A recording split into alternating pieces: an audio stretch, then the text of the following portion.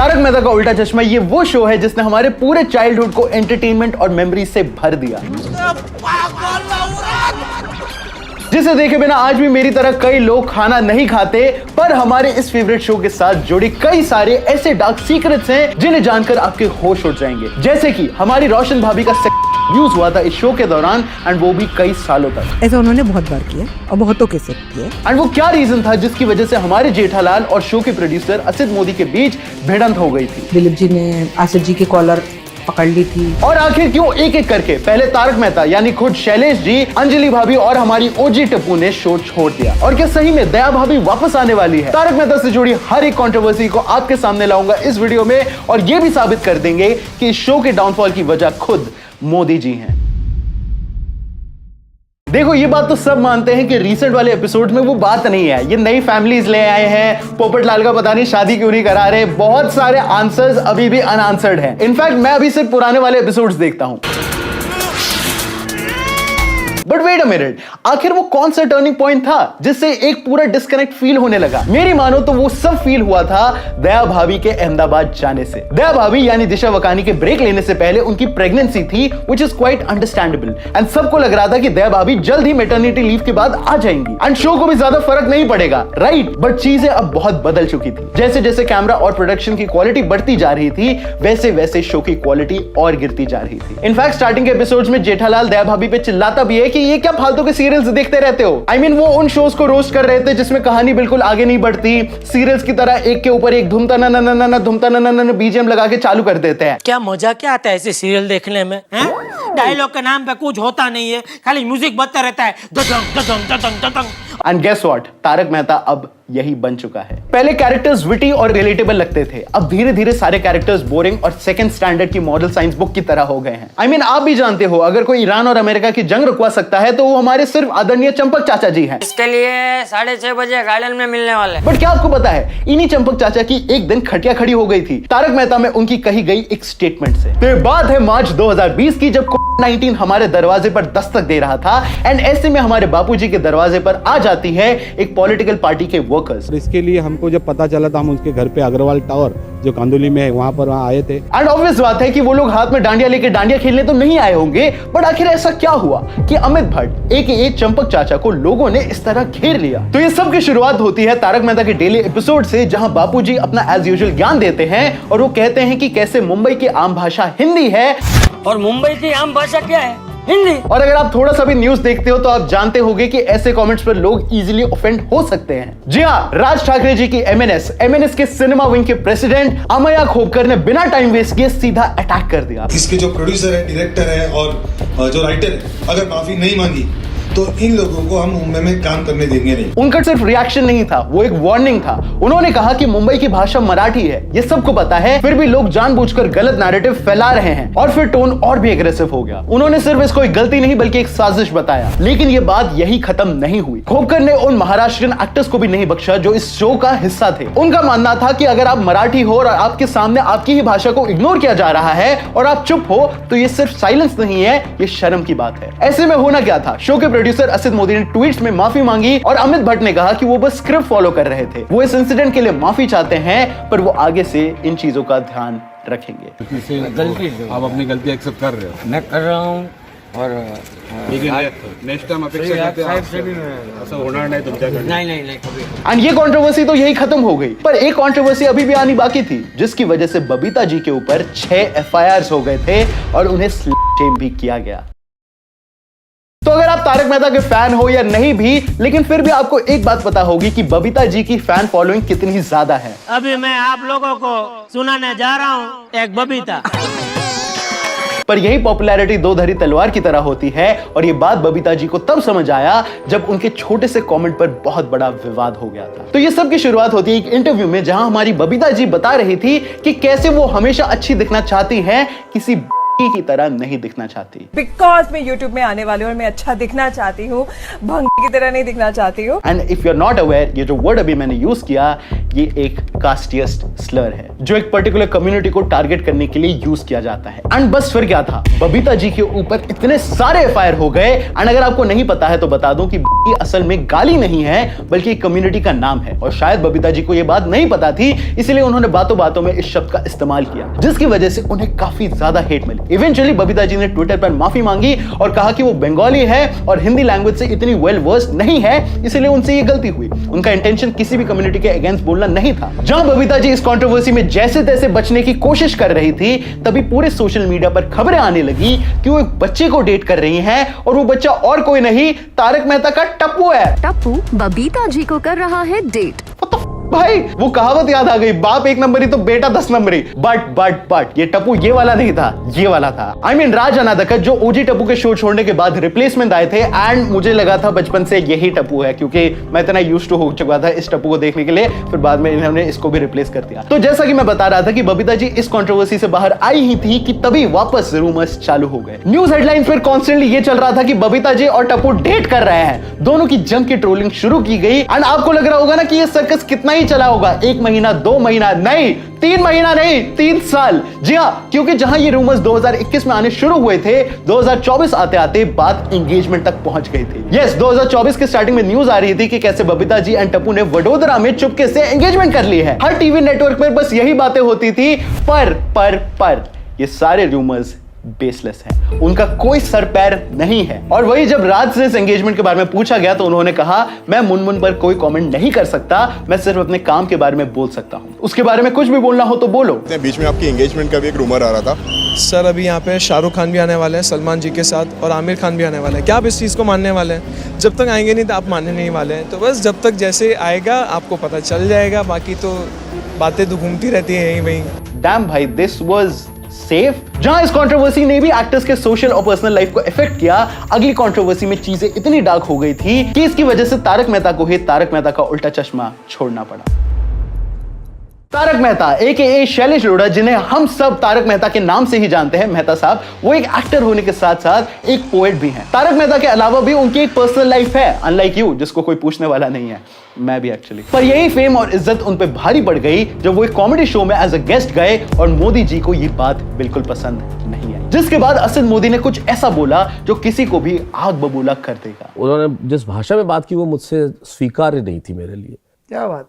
पर ये पूरी कंट्रोवर्सी की शुरुआत कैसे हुई थी? तो ये सब की शुरुआत होती है जब मेहता साहब पहुंचे गुड नाइट इंडिया शो में, जो कि स्टैंड अप कॉमेडियंस के बारे में है, और ये शो सेम सब टीवी चैनल पे आता है, तो कोई प्रॉब्लम नहीं होनी चाहिए, राइट? चैनल को, प्रोड्यूसर को तो होगी, राइट? ये कहना गलत नहीं होगा कि असद का कैरेक्टर जितना टीवी पर एनोइंग है, उससे कई ज्यादा एनोइंग वो खुद रियल लाइफ में है। अच्छा, आपको नहीं पता कि असद मोदी का कैरेक्टर खुद तारक मेहता में है? वो वाला सीन याद है जब पूरी गोकुलम सोसाइटी कट जाती है, जेठालाल फिर पाकिस्तान चला जाता है, तो उसके ट्रेन में जो एक आदमी मिलता है, मैं मेरे काम में हूँ, मुझे टेंशन है, मेरे को काम करने दो प्लीज। वो असद मोदी है। ये लोग जब हांगकांग जाते हैं तो जेठालाल अपने सारे पासपोर्ट छुपाने जिस बंदे को देता है, वो है असद मोदी। तो हाँ, the same producer is also the real life producer, and in the show he is just Asad Modi. तो coming back to Asad Modi versus Mehta sahab, इस कंट्रोवर्सी का अंदाजा आप इस बात से लगा सकते हो कि बस एक अपीयरेंस की वजह से उन्होंने हमारे मेहता साहब पे ऐसी डेरोगेटरी बातें करी कि कोई इसका अंदाजा भी नहीं लगा सकता। इवन यहां तक कहा कि शो में काम कर रहे सभी कास्ट क्रू असद के नौकर है। जब उन्होंने कहा यहाँ सब काम करने वाले मेरे नौकर हैं, इस तरह की एक लैंग्वेज उन्होंने बोली थी, तब भी भिड़ंत हो चुकी थी। भाई व्हाट द भाई, गेट अ लाइफ, ये क्या बात होती है? जब मेहता साहब के साथ ये इंसिडेंट जब हुआ तो उन्होंने उस वक्त कुछ नहीं बोला, क्योंकि ऑफ कोर्स वो शो का पार्ट रहना चाहते थे, लेकिन जब बाद में उन्होंने शो छोड़ा तब उन्होंने खुल के इन इंसिडेंट्स के बारे में मेंशन किया।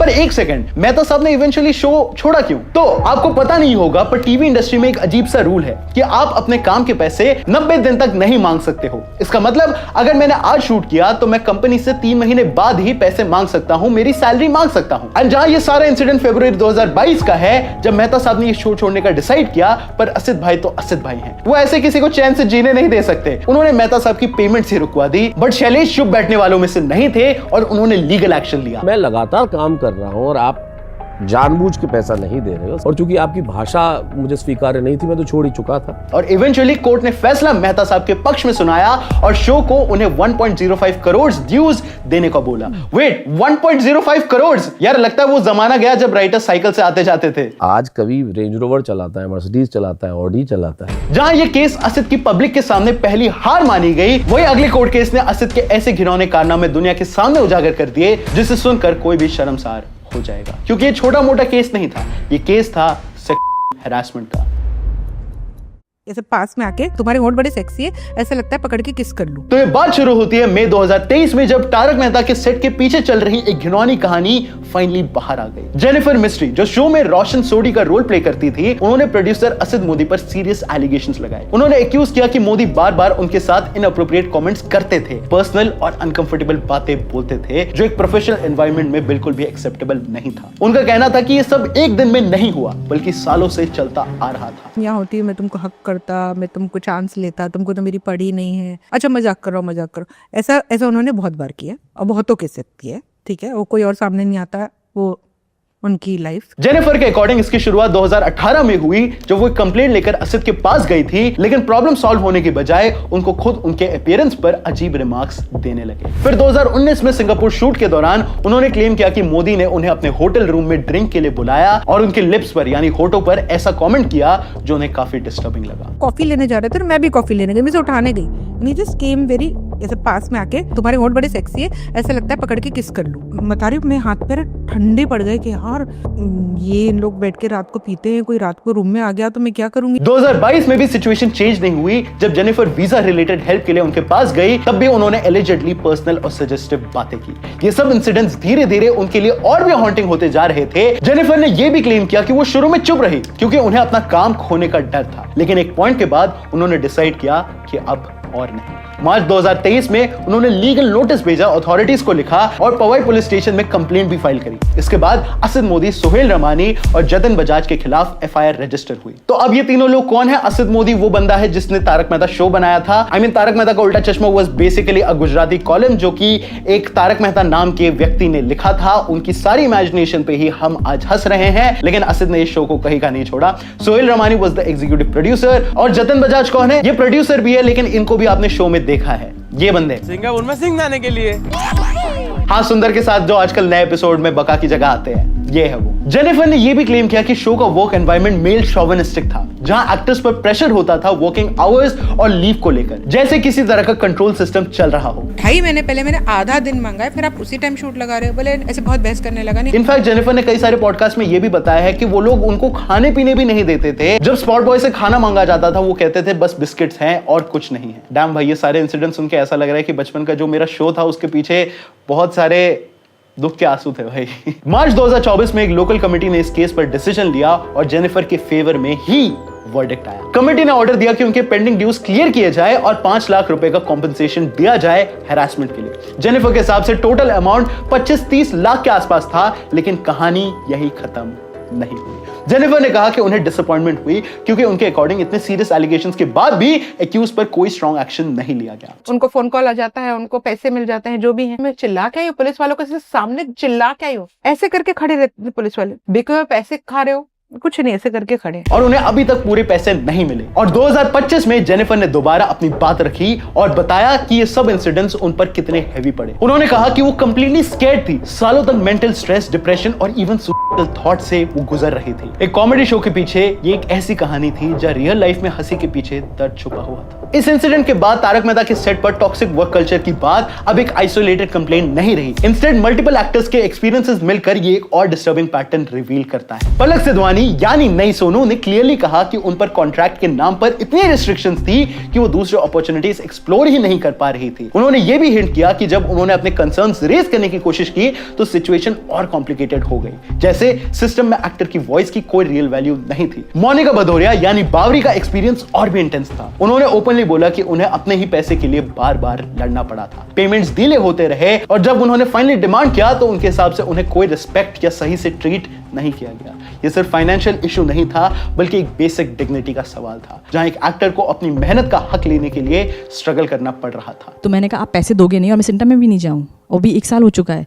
फिर उन्होंने मुझे ऑफिस बुलाया तो मुझे लगा शायद पैसे देने के लिए बुला रहे हैं मुझे, और जब मैं ऑफिस गई तो मेरे से बदतमीजी करने लगे। मैं तो इतना चीखने चिल्लाने लग गए कि तुम सिंटा की धमकी दोगी, सिंटा में जाओगी। नेहा मेहता जो शो का एक ओरिजिनल फेस थी, करेले का जूस का असली प्रोपेगेंडा तो इन्होंने फैलाया था। मेरे इस कड़वे करेले के जूस के कारण ही आप इतने चुस्त और तंदुरुस्त हैं। अच्छा, उनका एग्जिट भी क्वाइटली नहीं हुआ। उन्होंने डायरेक्टली ज्यादा कंट्रोवर्सी क्रिएट नहीं की, लेकिन उनके स्टेटमेंट्स और रिपोर्ट्स ने ये क्लियर कर दिया कि उनके आउटस्टैंडिंग ड्यूज क्लियर नहीं हुए थे। एक एक्टर जो सालों से टीवी का इंटीग्रल पार्ट रही हो, अगर उसे भी अपने पेमेंट्स के लिए फॉलो अप करना पड़े तो ये सिस्टम पर सीरियस सवाल खड़ा करता है। इन तीनों की स्टोरीज को साथ रखो तो पिक्चर थोड़ी और क्लियर हो जाती है। ये सिर्फ लॉन्ग वर्किंग आवर्स या कॉन्ट्रैक्ट्स की बात नहीं है, ये एक ऐसे एनवायरनमेंट की बात है जहां पावर एक साइड कॉन्सेंट्रेटेड है और एक्टर्स को अपने बेसिक राइट्स के लिए भी फाइट करना पड़ रहा है। स्क्रीन पर गोकुलधाम सोसाइटी एक आइडियल दुनिया लगती है, लेकिन बिहाइंड द सीन्स कई लोगों के लिए ये एक्सपीरियंस उतना ही अनकंफर्टेबल, स्ट्रेसफुल और अनफेयर रहा है। पर एक चीज जिसे किसी ने एक्सपेक्ट नहीं किया था वो था कि असित की लड़ाई हम सबके फेवरेट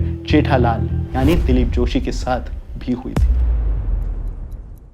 दिलीप जी ने आसिफ जी की कॉलर पकड़ ली थी और एकदम मतलब गर्मा गर्मी हो गई थी। जी हाँ, ऐसे कई रिपोर्ट्स हैं जो बताती हैं कि तारक मेहता के सेट पर दिलीप जोशी और असित मोदी के बीच जो टेंशन की रिपोर्ट सामने आई थी वो रियल थी। वो सिर्फ एक छोटा मोटा डिसएग्रीमेंट इशू नहीं था, बल्कि एक लार्जर इशू का सिग्नल था। एक इंसिडेंट में कहा जाता है कि दिलीप जोशी को सेट पर काफी देर तक वेट करना पड़ा था ड्यू टू शूट डिलेज, जिससे वो विजिबली फ्रस्ट्रेटेड हो गए थे। उन्होंने ओपनली अपनी बात रखी और असित मोदी के साथ उनका एक हीटेड आर्ग्यूमेंट भी हुआ। उनका स्टैंड सिंपल था कि प्रोफेशनलिज्म सिर्फ एक्टर से एक्सपेक्ट नहीं किया जा सकता, प्रोडक्शन को भी उतनी ही रिस्पॉन्सिबिलिटी लेनी होगी। और जब शो का मेन फेस ही अपने टाइम और रिस्पेक्ट के लिए लड़ता दिखे तो ये क्लियरली बताता है कि सिस्टम में कहीं ना कहीं गैप है। इसी टेंशन का एक और लेयर हांगकांग शूट के दौरान सामने आया।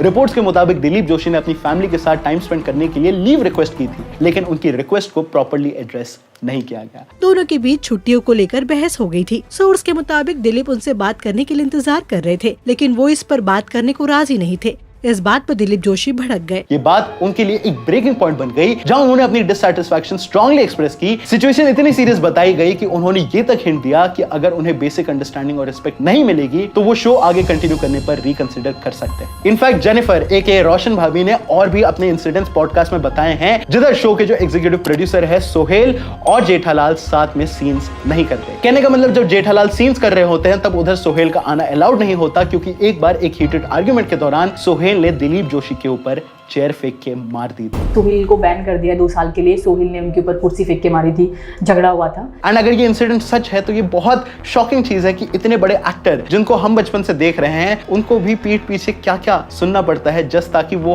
हमें आके हंसा सके। तारक मेहता का उल्टा चश्मा का वर्क एनवायरनमेंट एक झलक देता है, जहां कोऑर्डिनेशन इश्यूज, कम्युनिकेशन गैप्स और पर्सनल बाउंड्रीज का रिस्पेक्ट ज्यादातर कंपाउंड तक ही दिखता है। स्क्रीन पर जेठालाल और गोकुलधाम सोसाइटी एक परफेक्ट हैप्पी वर्ल्ड लगती है, लेकिन behind the scenes even it's biggest star को अपनी बेसिक नीड्स और डिग्निटी के लिए संघर्ष करना पड़ रहा है, which is quite sad। अगर ये सब के बाद भी टीएमकेओसी को वापस ट्रैक पर लाया जा सकता है तो वो सिर्फ एक रास्ता है, एंड वी ऑल नो इस दया भाभी का कमबैक वापस टीएमकेओसी में। लेकिन आपको पता है दया भाभी को शो छोड़े हुए 10 साल हो गए। I am not kidding. हमें लगता है कि कल ही दया भाभी शो से गई है, अभी आ जाएंगी, लेकिन इट्स बीन 10 years। दया भाभी की एब्सेंस इतनी लंबी हो चुकी है कि उनका कमबैक खुद एक मिस्ट्री बन गया है, और इसी पर मेकर्स के स्टेटमेंट्स बार बार होप और कंफ्यूजन दोनों क्रिएट करते रहते हैं। रिपोर्ट्स के मुताबिक असित ने ये मेंटेन किया कि वो आज भी दया भाभी के कैरेक्टर को वापस लाना चाहते हैं, लेकिन डायरेक्शन क्लियर नहीं है। क्या दिशा वकानी वापस शो पर रिटर्न करेंगी या फिर असित मोदी वापस कोई नया फेस ले आएंगे? उन्होंने ये भी हिंट दिया है कि ऑडियंस का इमोशनल कनेक्शन इतना स्ट्रॉन्ग है कि बिना प्रॉपर प्लानिंग के किसी को भी रिप्लेस करना रिस्क हो सकता है। दया बेन को लाना तो बहुत जरूरी है। दया बेन को मैं खुद ही मिस करता हूँ। वही शो में जो सुंदर है, हाँ, जो जेठालाल से टैक्सी का भाड़ा मांगते रहते हैं, मयूर वकानी,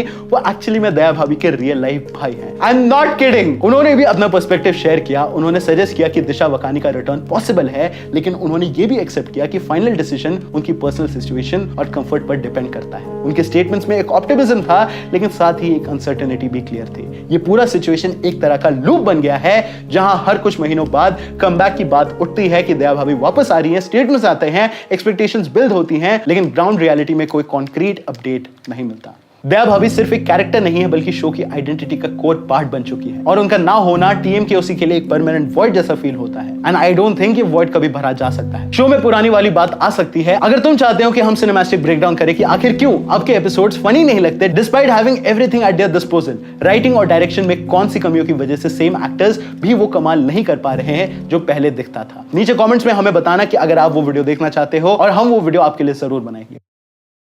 TMKOC सिर्फ एक शो नहीं है, इंस्टेड एक इमोशन है, हर घर का पार्ट है। डिनर के टाइम चलने वाली हंसी, जेठालाल के स्ट्रगल्स, दया भाभी का ए माँ माता जी और गोकुलधाम की वो आइडियल सोसाइटी, ये सब मिलके एक ऐसी दुनिया बनाते हैं जहां प्रॉब्लम्स भी आती हैं पर एंड में सब ठीक हो जाता है। इस शो ने सिर्फ एंटरटेन नहीं किया है, लोगों को कंफर्ट दिया है, रूटीन दिया है और एक सेंस ऑफ बिलोंगिंग दिया है। लेकिन वक्त के साथ चीजें बदल गई, कंट्रोवर्सीज बढ़ती गई, एक्टर्स एक एक करके शो छोड़ते गए और जो चार्म कभी नेचुरल लगता था वो धीरे धीरे फोर्स्ड फील होने लगा। स्टोरीज रिपीटेटिव हो गई, ह्यूमर डाइल्यूटेड हो गया और जो फ्रेशनेस कभी इस शो की जान थी वो कहीं खो सी गई। एक टाइम पर जो शो लोगों को रियलिटी से एस्केप देता था अब खुद अपनी रियलिटी से स्ट्रगल करता हुआ दिखता है। कभी कभी प्रॉब्लम एंडिंग में नहीं होती, प्रॉब्लम उस एंडिंग को डिले करने में होती है। कुछ चीजें अपने पीक पर ही खत्म हो जाए तो वो हमेशा यादगार रहती हैं, लेकिन जब उन्हें अननेसेसरीली स्ट्रेच किया जाता है तो वो अपनी ही लेगेसी को डाइल्यूट करने पर लग जाती है। TMKOC भी शायद उस पॉइंट पर आ चुका है जहां लोग ये नहीं पूछ रहे कि नेक्स्ट एपिसोड में क्या होगा, बल्कि ये पूछ रहे हैं कि शायद ये शो